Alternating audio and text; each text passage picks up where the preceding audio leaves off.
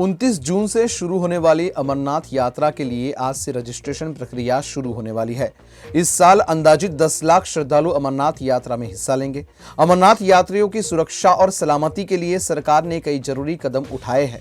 कहा जा रहा है कि इस बार की अमरनाथ यात्रा 61 दिन चलने वाली है। बिहार के पूर्व डिप्टी सीएम और आरजेडी नेता तेजस्वी यादव ने रविवार को भाजपा पर ईडी और सीबीआई का गलत उपयोग करने का आरोप लगाया है। उन्होंने कहा है कि भाजपा के पास ईडी है, सीबीआई है, इनकम टैक्स डिपार्टमेंट है, धन बल है। अगर लेवल प्लेइंग फील्ड हो तो भाजपा की 100 सीटें आना भी मुश्किल है। देश में लोकसभा चुनाव के लिए नेताओं द्वारा हेलीकॉप्टर से चुनावी प्रचार करने की डिमांड में जबरदस्त इजाफा हुआ है। हालत ये है कि बॉलीवुड और टॉलीवुड से लेकर कॉरपोरेट घरानों तक को आसानी से हेलीकॉप्टर नहीं मिल पा रहा है। इस कारण हेलीकॉप्टर के साथ शूटिंग करने के सीन को चुनाव के बाद तक के लिए टाला जा रहा है। भारतीय सेना ने आसानी से कहीं भी ले जाने और कहीं से भी दुश्मन के टैंक को निशाना बनाने में सक्षम स्वदेश निर्मित man portable anti tank guided missile हथियार प्रणाली का सफल परीक्षण किया है। इसके बाद इसे सेना के शस्त्रागार में शामिल करने का मार्ग प्रशस्त हो गया है। बीजेपी ने अपने संकल्प पत्र में कहा है कि पार्टी भारत को संयुक्त राष्ट्र सुरक्षा परिषद में स्थायी सदस्यता हासिल करवाने के लिए प्रतिबद्ध है। साथ ही संकल्प पत्र में 2016 की सर्जिकल स्ट्राइक और 2019 की एयर स्ट्राइक का भी जिक्र किया गया है। इसमें कहा गया है कि हमने सेना से बेहतर समन्वय के लिए चीफ ऑफ डिफेंस स्टाफ यानी सीडीएस का पद बनाया है। बीजेपी ने अपने संकल्प पत्र में 10 सालों के कामों का भी हिसाब दिया है। साथ ही बताया है कि किस तरह पार्टी ने जम्मू कश्मीर में आर्टिकल 370 हटाने, राम मंदिर निर्माण का वादा पूरा किया। बीजेपी शुरू से ही समान नागरिक संहिता का भी वादा करती आई है। ये राष्ट्रीय स्वयंसेवक संघ का भी मुद्दा रहा है। इस बार भी बीजेपी के संकल्प पत्र में समान नागरिक संहिता का वादा किया गया है। बीजेपी के घोषणा पत्र में सभी के लिए शिक्षा, स्वास्थ्य, खेल और तकनीक पर खास फोकस रहा है। बीजेपी के संकल्प पत्र को जारी करते हुए नरेंद्र मोदी ने कहा है कि आयुष्मान भारत योजना के तहत 5 लाख रुपए तक का मुफ्त इलाज मिलता रहेगा। मोदी की गारंटी के इसी क्रम में बीजेपी ने एक बहुत बड़ा फैसला लिया है कि 70 वर्ष की आयु से ऊपर के हर बुजुर्ग को आयुष्मान योजना के दायरे में लाया जाएगा। 70 साल के ऊपर का हर बुजुर्ग, चाहे वो गरीब हो, मध्यम वर्ग का हो या फिर उच्च मध्यम वर्ग का हो, क्यों ना हो, उन्हें से भी 5 लाख रुपए तक का मुफ्त इलाज की सुविधा मिलेगी। बीजेपी के घोषणा पत्र में जन औषधि केंद्रों पर 80% डिस्काउंट के साथ सस्ती दवाई मिलती रहेगी। इन केंद्रों का विस्तार होगा। दिल्ली एनसीआर में बारिश के बाद लोगों को गर्मी से राहत मिली है। मौसम विभाग की तरफ से रविवार को भी दिल्ली में बारिश होने की अनुमान व्यक्त किया गया है। वहीं मौसम विभाग का कहना है कि उत्तर पश्चिमी भारत में सक्रिय पश्चिमी विक्षोभ की वजह से आसमान में बादल छाए रहेंगे। अब बात करते हैं महाराष्ट्र की। तो महाराष्ट्र में गर्मी का प्रकोप जारी है। पिछले 45 दिनों में 77 लोग हीट का स्ट्रोक का शिकार हुए हैं। इसी बीच मुंबई में भी गर्मी बढ़ने वाली है। मौसम विशेषज्ञ के अनुसार आज से अधिकतम तापमान में वृद्धि होगी और 37 डिग्री सेल्सियस तक पारा जा सकता है। मुंबई में पिछले कुछ दिनों से समुद्री हवा जल्द सेट होने के कारण दिन का तापमान 32 से 33 डिग्री सेल्सियस के बीच बना हुआ है। देखिए, सोमवार से ये समीकरण बदलने के संकेत मौसम विभाग ने दिए हैं। महानगर में गर्मी बढ़ने वाली है। मौसम विशेषज्ञ राजेश कापाडिया ने बताया है कि इन दिनों अरब सागर से शहर की ओर आने वाली हवाएं दिन में जल्द सेट हो रही है, जिसके चलते तापमान में वृद्धि नहीं हो रही है। महाराष्ट्र में राष्ट्रवादी कांग्रेस पार्टी एसपी के प्रमुख शरद पवार ने एक बार फिर पवार गेम दिखाया है। शरद पवार और पूर्व उप मुख्यमंत्री विजय सिंह मोहिते पाटिल की मुलाकात के बाद उनके भतीजे धैर्यशील मोहिते पाटिल राष्ट्रवादी कांग्रेस पार्टी शरद चंद्र पवार में शामिल हो गए हैं।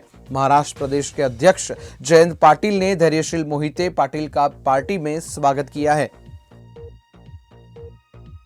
मुंबई की आबोहवा फिर से बिगड़ने लगी है। कुछ महीने पहले शहर की गंभीर प्रदूषण समस्या को लेकर उच्च न्यायालय ने मीरा भाईदर महानगर पालिका को फटकार लगाई थी। अदालत की फटकार के बाद आनन फानन में शहर में प्रदूषण नियंत्रण के उपाय किए गए थे, लेकिन अब फिर से प्रशासन की लापरवाही सामने आने लगी है। इस लापरवाही का खामियाजा शहरवासियों को उठाना पड़ रहा है।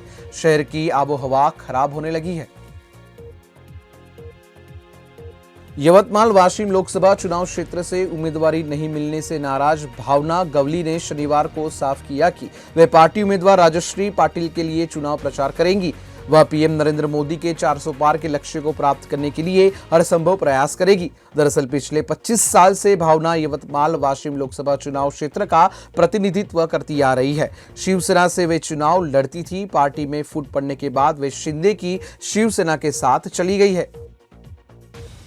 मुंबई में बारिश के दौरान किसी तरह की दुर्घटना न हो, इसके मद्देनजर बीएमसी ने सैंडहर्स्ट रोड रेलवे लाइन के आसपास की 15 से अधिक इमारतों को नोटिस देगी। बीएमसी नोटिस देकर इन इमारतों से यह सुनिश्चित करने को कहेगी कि वे ऐसे पुख्ते इंतजाम करें कि बारिश के दौरान कोई दुर्घटना न हो, जिससे रेलवे सेवा प्रभावित हो। इसमें इमारतों के ऊपर लगे शेड, घरों के ऊपर लगे शेड, दीवार आदि की मजबूती आवश्यक है। अब बात करते हैं इंदौर की। राजस्व मामलों में लापरवाही बरतने वाले 5 पटवारी व एक राजस्व निरीक्षक आरआई को इंदौर कलेक्टर आशीष सिंह ने निलंबित कर दिया है। जांच रिपोर्ट में उनके द्वारा सेवा शुल्क लेकर काम करने सहित अन्य लापरवाही सामने आई थी, जिसके बाद कलेक्टर आशीष सिंह ने यह बड़ी कार्यवाही की है।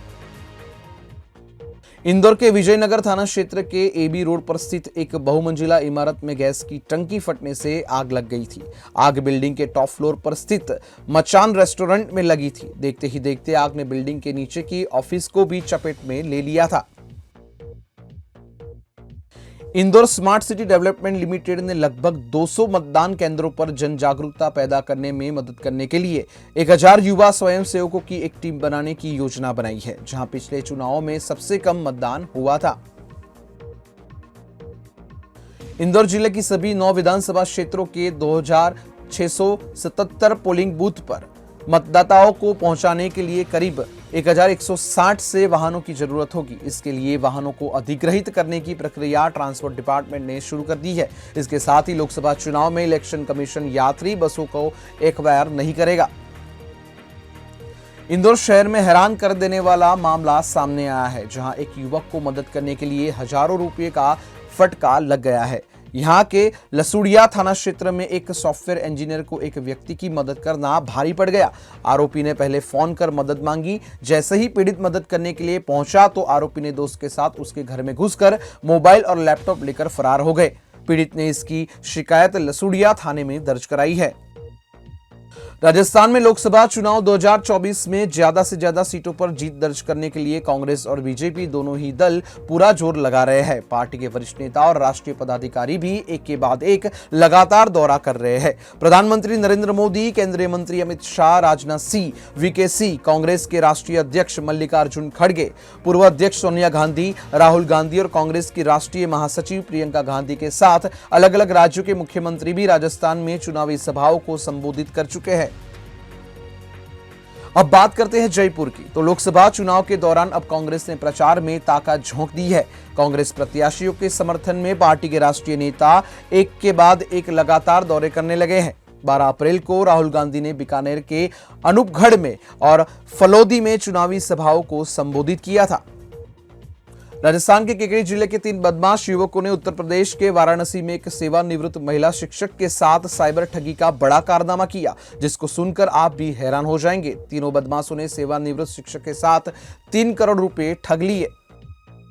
कांग्रेस की राष्ट्रीय महासचिव प्रियंका गांधी ने रविवार को जालोर लोकसभा क्षेत्र से कांग्रेस प्रत्याशी वैभव गहलोत के समर्थन में सभा की। इस दौरान भीनमाल के शिवराज स्टेडियम में आयोजित जन आशीर्वाद सभा को संबोधित करते हुए उन्होंने बीजेपी पर जमकर हमला बोला। उन्होंने भाजपा पर निशाने साधते हुए कहा कि भाजपा ने कांग्रेस का गारंटी शब्द चुरा लिया और कांग्रेस के तर्ज पर गारंटी देने लगे हैं।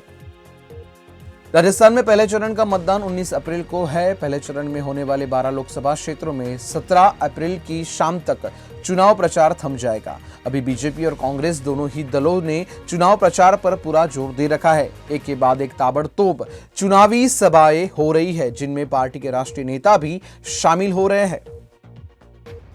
राजस्थान की जालोर लोकसभा सीट पर पूर्व मुख्यमंत्री अशोक गहलोत की प्रतिष्ठा दांव पर है। कांग्रेस ने यहां से गहलोत के बेटे वैभव को टिकट दिया है। अपने बेटे को जिताने के लिए अशोक गहलोत ने अपनी पूरी ताकत झोंक रखी है।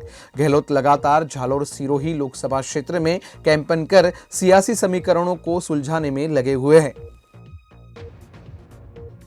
लोकसभा चुनाव के पहले चरण के मतदान नजदीक है, जिसके लिए राजनीतिक दलों ने अपनी कमर कस ली है। वहीं भाजपा पर आरोप लगाते हुए कांग्रेस नेता सचिन पायलट ने कहा है कि भारतीय जनता पार्टी के लोग रैली करने आ रहे हैं, लेकिन वे ये नहीं बता रहे कि उन्होंने पिछले 10 सालों में क्या करा है। वे बस अगले 10 सालों की बातें कर रहे हैं। राजस्थान सहित पूरे उत्तर भारत में बिगड़े मौसम ने आम जनजीवन को काफी प्रभावित किया है। कई इलाके में तेज आंधी के साथ बारिश और ओलावृष्टि हुई है। बारिश की वजह से तापमान में 4 से 5 डिग्री सेल्सियस की गिरावट भी आई है। राजस्थान के सभी जिलों में शनिवार को दिन भर तेज हवाएं चलती रही।